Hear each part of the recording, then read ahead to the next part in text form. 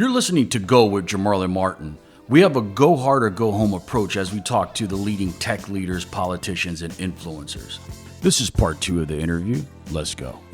Do you think it's fair for black folks specifically to say Google, Facebook, the elites in the establishment in Silicon Valley, they have been very, very smart at cultivating their lobbying game in terms of how do we influence regulation to help us scale, help us profit, help us kind of kill the competition, that we are strategically planting people, forming alliances, the Obama administration, where we want to keep the regulation down. That's the corporation. But as you know, it seems like in the United States, regulators have been asleep. But regulators in the European Union, they've been awake. Very awake. And so with Cory Booker, some of these Silicon Valley elites, they invested in a company that he created, and then he sold it. There was some scrutiny. That Cory created? Cory Booker. So the only thing I remember about that was Cory was when he got that $100 million from Zuckerberg. Yes. Yeah. And everyone's like, well, where did it go? Yeah. So there was another for the schools. Yeah, but I think that's a problem in terms of, hey, what did we get for the $100 million in terms of Newark? But the fact that these, does anybody know? What did they actually get? Yeah, I'm not sure. I'm not sure about that. See, now I need to go read that. I need to go read that and find the nuance. Yeah, because there may be a reason as to why we don't know. Yeah. But I find it problematic that, these elites in Silicon Valley who are investing in Cory Booker's company and then he sells it, many people felt that particular Schmidt at Google, when he was CEO, he was cultivating Cory Booker. They would go to the Allen and Company conference in Sun Valley together, and Silicon Valley establishment loved Cory Booker. But when we think of why would all these elites in Silicon Valley all back this particular person as they're rising up, do they love what he's saying about helping the people, the most vulnerable, the poor, or do they love the idea that they can get another man, where I believe that Obama was highly linked with the Silicon Valley establishment, but we have to think about the future at this level, and this could be our guy in Washington. What do you think about that criticism of Cory Booker? I think that is actually applicable to several people. Because if you remember, before that, Mark was backing Chris Christie. So, I mean, you play both sides, right? Like, I'm going to give $100 million to Newark schools and have Cory figure out how to use it. But I'm also going to throw this fundraiser for Chris Christie. Yeah. So it's let me hedge my bets. Yeah. They're playing both sides, but in degree, though, just based on my research, is that they really were backing Cory Booker in terms of more so than other candidates. Are you concerned about any Silicon Valley relationships with Kamala Harris in terms of, I believe that there's going to be a lot of Occupy Silicon Valley as we go into the election, where there's going to be a lot of political activity against Silicon Valley. Yeah, and you're going to see, so what you're going to see in terms of activity in the head up to 2020 is you're going to see people talk a lot about privacy, particularly so California is Super Tuesday now. So, and here's my other thing, not to on my Kamala versus Cory train, but she doesn't have to place first in Iowa. She could place second or third in Iowa. You win South Carolina, you head into Super Tuesday, you got California. The delegate count will be too far for anybody to feasibly catch up.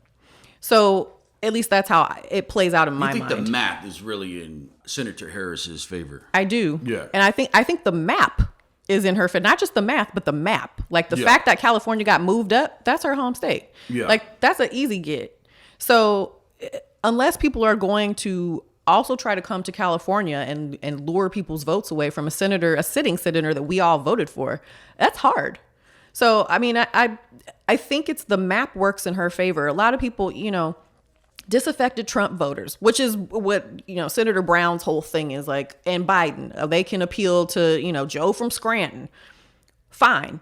Joe from Scranton is not going to give you the delegate count that you need. And I would agree with that. He's not going to be as the map is not, as Senator Harris. Yeah, the map isn't there. You're not concerned. See, I think Senator Harris beats out Beto. I think she beats out Biden. I think her problem is the left. It's the Justice Democrats. It's the Ocasios. It's the more kind of progressive, hard left. Yep. Do you see who would be the biggest threat from your perspective in terms of predicting how things are going to play out? That's a good question. I don't know. What do you have? Iowa, the New Hampshire, South Carolina. Sanders, I mean, he surprised a lot of people. No, that's not working this time. No, I'm not. No. And here's my other thing with this, and I get that Vermont doesn't officially have parties. How do you want to be the nominee of a party you won't even join? Yeah. That doesn't make any sense. That's like, I want to be homecoming queen of a high school I don't go to. No, this isn't for you. Elizabeth Warren, is she going to be competitive from your perspective? I like her. And one of the reasons why I do like her, to your point about consumer advocacy, she was very instrumental in having the Consumer Protection Agency created, which Trump, of course, is trying to gut. But she walks the walk. The only problem is she says she was Native American. And they had a bar card yesterday that I saw in the newspaper that from when she registered for the Texas bar in 1976, her race was listed as American Indian. It's like, that DNA test said 1%. I think people can get over that. Of course, she apologized, but people want her to come out with a stronger apology. But with the Bernie Sanders and Elizabeth Warren, they have a good track record in terms of taking on elites in corporate America. But the problem I see with their message in 2020 is that they're so focused on Wall Street. But for this generation, the younger generation, the Ocasio-Cortez, that message is, I would think it would be framed more of tech in Silicon Valley. Like, hey, Wall Street was 2008. Right, Wall Street, hedge funds, that was all 2008, Occupy, all that whole bit. It's time to update it. Yeah, I mean, what it is now is I think people are also realizing, particularly around, not all tech, but particularly around social media, is you are the product. And people did not realize that until 2016. And so, again, people signed off their privacy rights to get Candy Crush credits and do whatever, and nobody paid any attention and didn't care. And then suddenly something happened. Everyone's like, oh, wait, where's my data going? What are you doing with it? Targeted ads. Well, what kind of ads are you targeting? And why are you targeting me? And how are you targeting me? Then you have other issues around that. Then when you let advertisers essentially design who they want to profile, you're easily running afoul of job discrimination issues because you're selecting, well, I only want, I want to target this ad to white males from the age of 25 to 35. That's job discrimination. You could do the same thing with advertising apartments if you're targeting certain people. It's housing discrimination. And if the right parameters are not in place to address those things, it will just run rampant. So you're just using technology to further ingrain systemic discrimination into the system. How do you think Senator Harris is going to respond to what they're calling the ADOS crowd? ADOS. Oh, hashtag. Yeah. Well, in terms of reparations, when that comes up, Bernie Sanders told the crowd that he didn't think the country was ready for that. Yeah. But how do you think Harris would respond? Well, I think she probably has a nuanced take because so you have both her parents are immigrants. Her dad is Jamaican. Like, they had slaves in Jamaica. It's not a foreign concept. And I think being a child of two immigrants, you kind of get to see what it's like to be a fish out of water. And I don't think anyone has ever looked at her and not thought of her as black, whether that is an American descendant of slaves or you are an American descendant of Jamaican slaves. Yeah. So I don't think the concept is foreign for her. And I think what is interesting about it is how Obama was able to skirt that. And I think what is super interesting to me is how focused that hashtag is, particularly on Twitter now, and how people are like, I want to hear what is the plan for us, like from top to bottom. Was the healthcare? Was reparations? Was education? I want to know what all that is. And people ask Obama that. Yeah. But what he was able to do was lean on the fact that his wife was an American descendant of slaves. Yeah. Which helped. Yeah. And I also think, which is so weird to me, how it seems to not necessarily benefit Kamala as much, but it benefited Barack, is the distance of not being a descendant of slaves. Because then that kind of gives you like a clean, you're clean, right? Like, oh, the parents are immigrants. It's different. We don't even have to talk about slavery because you aren't related to that. Yeah. And for whatever reason, that isn't working as well as it did for her. Part of me wonders if that's also a gender thing. And then part of me also wonders, is it a spouse thing? Yeah, so some smart critics that I follow, they said one weakness of Kamala Harris is there's no Michelle Obama figure, symbolically for the black voter, where if we're going to go on a little bit extra kick on symbolism, to your point, the Michelle Obama was there. This is a woman who's from the black community. Southside, worked her way up. But Michelle Obama, yes, Southside girl, descendant of slaves. But here you have a woman who, if she wanted to opt out, she didn't have to go to Howard. She didn't have to be in a sorority. Michelle Obama did not go to an HBCU, and she is not in a sorority. Yeah. So, I mean, it's like 6 of one, half dozen of the other, right? But you're pretty sure that Senator Harris is going to come out against reparations. That question is going to be asked. Are you? I mean, I don't know. I would Honestly, say 99%. She would come out against that. It seems like, based on her. I don't know. And I think another way that you can think about it is, how do you create systemic policy that acts as a form of reparations? Yeah. So it may not be a straight up, here's your $10,000 descendant of slaves check, but it could be, free college for our debt relief for yes, or it could be because if you serve 10 years in the government, they will forgive your loan debt. And the catch to that, though, is like, you don't make a lot of money in the government, so you kind of need them to forgive your loans after those 10 years.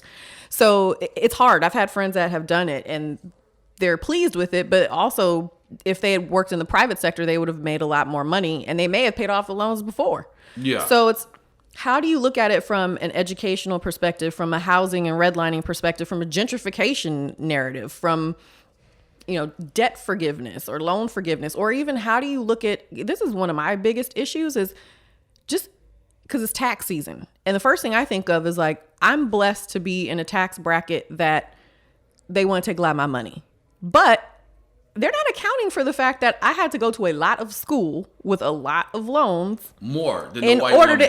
In order to get to that tax bracket where you're taking more half my money. Yeah. So it's like, how do you structure that? Do you personally support policy on reparations? Yeah. So, when I think about like what's going on in Virginia. My grandparents were sharecroppers with third grade educations. So yes. When I look at the situation in Virginia with blackface, and there's all these issues. Hey, America is a racist country. Okay, we get that. And you can never, we're going to keep on doing this stuff back and forth, people complaining, protesting, all this stuff. But just like when someone is assaulted or someone goes through trauma in terms of war, the Vietnam War, that some of this stuff, to work through that trauma, it's painful, but America has to go back there, meaning that what happened to African slaves, the country can never heal without revisiting that. And part of when you go, I don't know if reparations is the first step. I think the first step is the country. You need a president. You need political folks to say this country can never heal and get over racism without going back to the root of the problem. I'm hoping I hear a message close to that from the Democratic side. Yeah, I hope, you're not going to hear so. it from a Republican. Yeah, you never gonna hear that from them. Yeah, never. Unless the Irish were slaves too. That's always my favorite response. Like, okay. In the concept of hey, maybe you're not structuring just a check where some folks start buying gold chains and I actually think you don't want to make it like a tax refund, right? Like Yeah. Like, I'm going to ball out. Yeah. Like, and you're going to give all the money back to other folks. To Nike or to whatever, Yeah. Like, if I was trying to remember, someone was telling me a stat the other day about how long a dollar stays in the Black community. And I think it was something like 2 days. Yeah. And it's much longer for folks in the Asian community and even white folks. Like, they circulate their dollars all the time. And we're not very good at that. Yeah. 2008, Lehman Brothers, Bear Stearns, the economy's collapsing. The United States is fearful that this whole thing can go down, and it was going down when Obama was elected. Mm-hmm. But these banks, rich folks, were bailed out by the government. Hey, we have to bail these people out or it's going to get worse. Why can't there be that mentality with the Black men and women here in the United States where, hey, look, we have a serious race problem, almost perfectly reflected by MAGA and Donald Trump. We're bringing a lot of this stuff to the surface that, yes, this country, at least half of them, most likely are racist. A debt buying program where at least a component of the reparations, I would think that auto loans and mortgages and credit card debt, school loans, all of that. I think that's why I was saying it isn't necessarily just about structuring it as a check. It could be. We need a knowledge of self first. Anybody gets a check, you got to go read the autobiography of Malcolm X first before you get your check. You got to read at least 10 books. I mean, you need a knowledge of self implementing before you get the that. check. No, I said good luck implementing that. I mean, maybe we get Amazon to give you some Audible credit so you can at least listen to the book on tape. Yeah. But no, I think it could be something where it is a check, or at least that's a portion of it. And then there are other policies or things that you put in place, like, like they have first-time home buyer assistance. Well, you could have like, hey, you redlined my people out of this neighborhood and now I want to buy here, so you're going to put half down. Yeah. Or something like that. Free college, or even better, free grad school, because it's like college is great and aspirational, but what people get stuck in the trap in now where they take out more money is grad school, whether that's professional school, if it's medical school, whatever it may be. So having some type of either free grad school or loan forgiveness for that, I think those things could go a long way. Yeah, and to support what we're talking about, I talked to a venture capitalist out of Comcast Ventures, and he said that the Black entrepreneur that he sees over the past couple of years, almost all the time they under-negotiate. They ask for less than the white entrepreneur for the same thing, and he's looking at deals. That's not necessarily... Like, how did that get into the culture where we're under-negotiating mortgages, under-negotiating venture capital deals? Where does that come from? We're just happy to be here. Like, but it's like who's to blame for that? In terms of how you get to that mentality where you're taking less than your fair share. And I tell people this all the time, even just when they're negotiating personal, like, job offers, is everything is negotiable, and do not take the first offer, and always ask for more than you actually want or even think that you're going to get. And then you negotiate down from that. You don't say, okay, yeah, I want $125,000 in investment. And then they give you that and you're like, oh, okay. Because you could have asked for more. Is that connected to the reparations argument? I don't know if it's connected to reparations necessarily, but I think in terms of there is a mindset in which when you are one of a few or the only in a room, oftentimes you're just happy to be there, so you don't want to rock the boat. The people have been traumatized. I'm saying if you're under negotiating, I don't disagree. Yeah, I do not disagree with that. I think it's just you have to reframe it, and it's hard. It's hard. One of the things that I appreciate about living in California is the law now is you cannot ask people's past salary history, which completely changes the playing field, because typically we are underpaid because they go off of prior salary history. We're already behind. And we're already behind when we start because we don't ask for much. People don't even ask about equity. They don't negotiate benefits. Like, my thing is, everything is negotiable. Do you want more vacation days? Okay, well, if they can't pay you extra money, ask for more PTO, because PTO gets paid out when you leave. Can you get a faster vesting schedule for your equity grant? Like, those things are all things you can play with. It isn't just, I want to make $20,000 more. That's short-sighted. All right, so you've been very vocal about bias in artificial intelligence. You were recently at CES. Can you share with our audience briefly about what are some of the risks out there in terms of biases that are being injected in artificial intelligence? Yeah. One example I would give, which is not, it isn't necessarily a negative result this time anyway, but facial recognition technology being used to apprehend suspects. So considering that some facial recognition technology identified Black people as apes, we see that there are flaws in it, right? So, but at Dulles Airport, they actually apprehended a suspect using facial recognition. Now, sounds like a happy ending, right? Except what happens when you get the wrong person and you get a couple wrong people. So my concern with it primarily is around use in the criminal justice system. So everybody loved the First Step Act that was signed into law a couple weeks ago. I don't love it because it uses AI to determine who gets earned credits, and the earned credits determine whether you get, certain classes or other rehabilitative programming. And if you're using historical data to fuel that technology, well, we're already behind again. So is that really fair?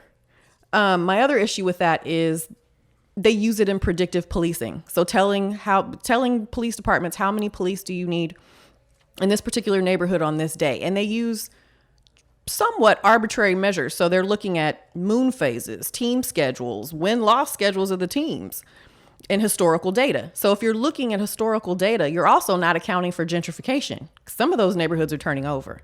And so that means that if as soon as you get a hint of that, you're not going to police that area anymore, even though maybe now it's trending majority white. So you're not going there anymore.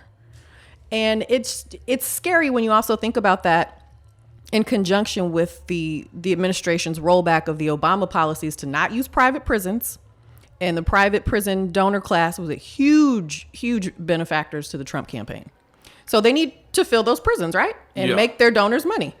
And so they're going to use technology in order to ensure that happens. And they also rolled back the military grade equipment that Obama was like, we're not giving used military equipment to PDs. And now they are. How is this issue, bias in AI and in tech in general, how is it connected to the poor demographic stats in terms of, hey, Black and brown, they're not really out there in commensurate numbers to their population. They're way below the population number. So they're not in the room when these products are being built. And so whether it's intentional or not, it could be weaponized. The technology is weaponized against our people. Yeah. Where we don't have any input. No, and that goes back to what I was saying in the very beginning, is that if you have homogenous rooms, you are going to get homogenous results.